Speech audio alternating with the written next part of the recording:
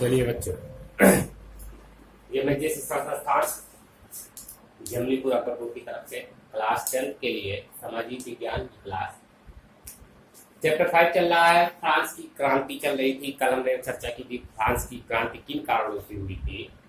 आज हम चर्चा करेंगे उसके प्रभाव के बारे में। फ्रांस की क्रांति के कारण के बाद, फ्रांस की क्रांति हुई उसके बाद क्या प्रभाव पड़े, क्या परिणाम हुए, उसकी चर्चा आज हम क्लास में करेंगे। आज थोड़ा बच्चों की तबीयत खराब है, आवाज में थोड़ी कमी है, ध्यान दीजिएगा। फ्रांस की क्रांति का सबसे महत्वपूर्ण कारण राष्ट्रीय सभा। राष्ट्रीय सभा क्या था? पहले जो था स्टेटस जनरल नामक जो है शासन पद्धति चल रही थी और 3 वर्गों में बटा हुआ था। स्टेटस जनरल जो है वह कानून चल रहा था। स्टेटस जनरल जो है नियम कानून शासन पद्धति चल रही थी। शासन पद्धति स्टेटस जनरल की चल रही थी, जिसमें 3 वर्ग बटे हुए थे, राजा वर्ग, विशेष वर्ग और मजदूर वर्ग। तो 1789 ईस्वी में मजदूर वर्ग ने कर देने से इनका एक अधिवेशन हुआ। कर के बढ़ाने के लिए राजा ने एक अधिवेशन लिया, तो तीनों गुट आए, तीनों वर्ग के लोग आए। अधिवेशन में राजा और विशेष वर्ग ने कर देना चाहा, परंतु जो बहुसंख्यक रूप में मजदूर वर्ग थे वो कर नहीं देना चाहते, तो वो कर के विरुद्ध हो गए।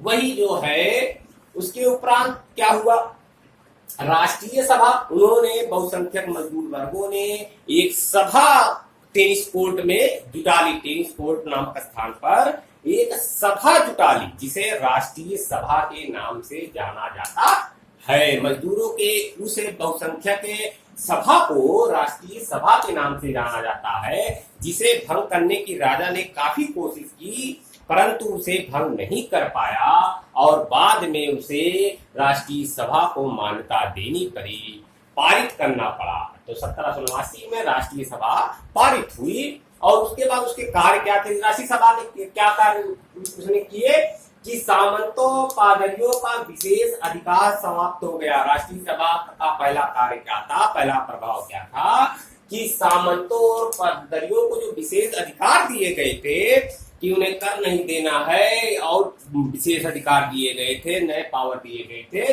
वो सब पावर समाप्त कर दिए गए, वो सब अधिकार समाप्त कर दिए गए। दूसरा क्या कार्य था या प्रभाव था?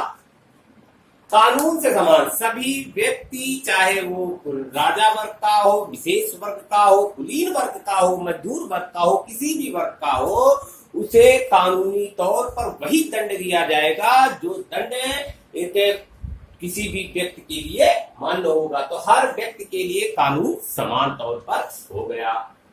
तीसरा, विदेश निवासी संपत्ति जब्त करने की, संपत्ति जब्त, विदेश निवासियों की संपत्ति, जो लोग फ्रांस के रहने वाले फ्रांस को छोड़कर विदेश में बस गए थे, विदेश चले गए थे, उनकी संपत्तियों को जब्त कर लिया गया। उनकी जो संपत्ति थी उन्हें जब्त कर लिया गया। जो लोग विदेश चले गए थे फ्रांस को छोड़कर, उनकी संपत्तियों को जब्त कर लिया गया।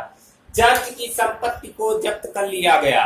अगला क्या प्रभाव पड़ा कि चर्च की संपत्ति जब्त हो गई। चर्च की जो संपत्ति थी, चर्च का जो अधिकार था कर लगाने का, वो दोनों समाप्त हो गया। उसकी सभी संपत्ति को जब्त कर लिया गया।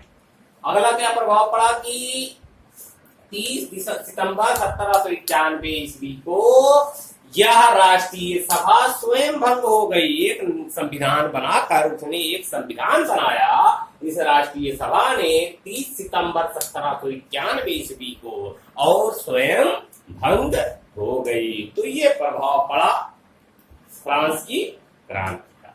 तो इसी के साथ आपका ये भी चैप्टर समाप्त। अब अगले चैप्टर के साथ कल आप लोगों से मुलाकात होगी। तब तक लिए आप यूट्यूब पर MSG शिक्षा संस्थान सर्च करके हमारे चैनल से जुड़ सकते हैं और वीडियो पा सकते हैं। धन्यवाद।